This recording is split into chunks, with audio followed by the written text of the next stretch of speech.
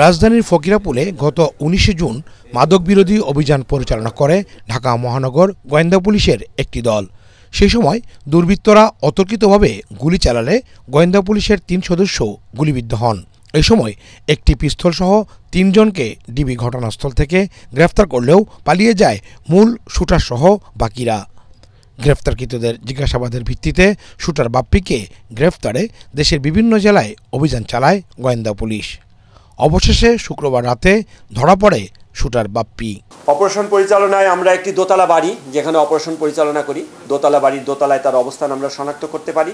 শনাক্ত করার এক পর্যায়ে আমরা যখন ব্যাপকভাবে প্রস্তুতি নিয়ে বাড়িটি ঘিরে ফেলি, বাড়িটি ঘিরে ফেললে ভিতর থেকে উক্ত সন্ত্রাসী বাপ্পি তার অবস্থান সম্পর্কে জানিয়ে তিনি বরং সেটা থেকে রক্ষা পাওয়ার জন্য ভিন্ন রকমের একটি নাটক সাজিয়ে পুলিশকে হুমকি দেওয়ার চেষ্টা করে।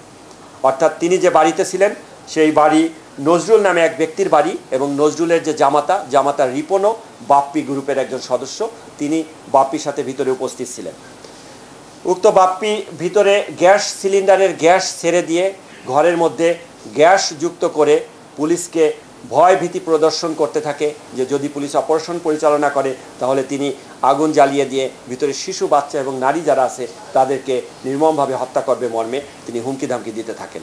দীর্ঘক্ষণ প্রায় ৩ ঘন্টা অপারেশন পরিচালনা করার পর আমরা তাকে ভিতর থেকে বের করে এনে গ্রেপ্তার করতে সক্ষম হই এবং তার কাছ থেকে তাৎক্ষণিকভাবে একটি 7.62 পিস্তল এবং 2 ম্যাগাজিন গুলি আমরা তার কাছ থেকে উদ্ধার করি।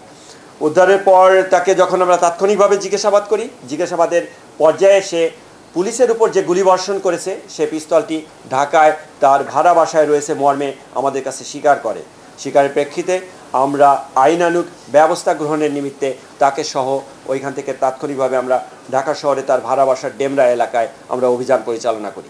অভিযান পরিচালনা করে তার তালাবদ্ধ ঘরের কক্ষতে লকারের মধ্য থেকে আরও 2টি পিস্তল, বিদেশি পিস্তল এবং আরও অধিক সংখ্যক গুলি আমরা উদ্ধার করি। সর্বমোট তার কাছ থেকে 3টি বিদেশি পিস্তল এবং 151 রাউন্ড গুলি উদ্ধার করতে আমরা সক্ষম হই। আর যশোর থেকে যখন তাকে গ্রেপ্তার করি তার সঙ্গীয় রিপন এবং কামরুল যারা তার সঙ্গে ওই বাড়িতে অবস্থান করেছিল এবং তার দলীয় সদস্য তাদেরকেও আমরা গ্রেপ্তার করতে সক্ষম হই। জিজ্ঞাসাবাদের পর গ্রেফতারকৃত বাপ্পির রাজধানীর ডেমরার ভাড়া বাসা থেকে আরও 2টি পিস্তল, গুলি ও ইয়াবা উদ্ধার করে ডিবি। 4টি অস্ত্রসহ যে ব্যাপক গুলি এবং তার 25 জনের মতো দলীয় সদস্য রয়েছে যাদের মাধ্যমে বিভিন্ন জায়গায় তিনি মাদক ব্যবসার কারবারিটা করে আসেন এই মর্মে প্রাথমিকভাবে স্বীকার করেছেন। অস্ত্র এবং মাদক সহ পূর্বে পুলিশের হাতে ধরা খেয়ে 4.5 বছরের মতো তিনি জেলে ছিলেন মর্মে স্বীকার করেছেন। আমাদের এই মামলা সহ মোট আমরা 11টি মামলা তার বিরুদ্ধে পর্যন্ত পেয়েছি। গোয়েন্দা বিভাগের এই কর্মকর্তা আরও জানান 5ই আগস্ট পরবর্তীতে সাভারের আশুলিয়া এলাকায় গার্মেন্টসের জুট ব্যবসার নিয়ন্ত্রণ নেয়ার জন্য ব্যাপক অস্ত্র, গোলাবারুদ সংগ্রহ ও বড় একটি সন্ত্রাসী গ্রুপ তৈরি করার চেষ্টা করছিল গ্রেফতারকৃত বাপ্পি। এই ঘটনার প্রেক্ষিতে আজকের G M Taslim, ATN Bangla, Dhaka.